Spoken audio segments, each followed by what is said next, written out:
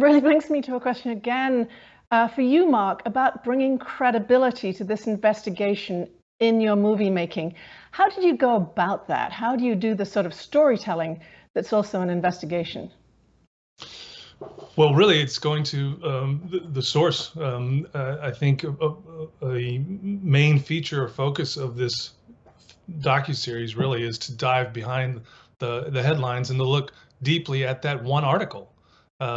Really, prior to 2017, there was not a lot of recent credibility in terms of UFOs, largely because the government had stopped looking at them, and it was left to the private sector and smaller UFO organizations, ufologists they call them, or people who had witnessed things, going to conventions.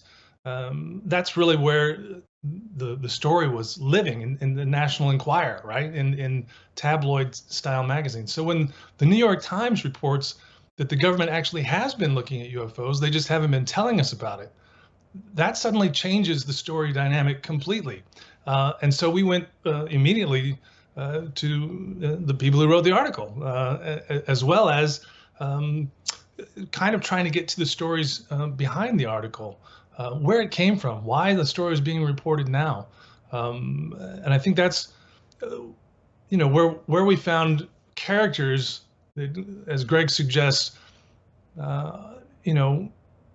are carrying the torch here to try to get the public to look, advocating in a sense, to try to make the storyline credible.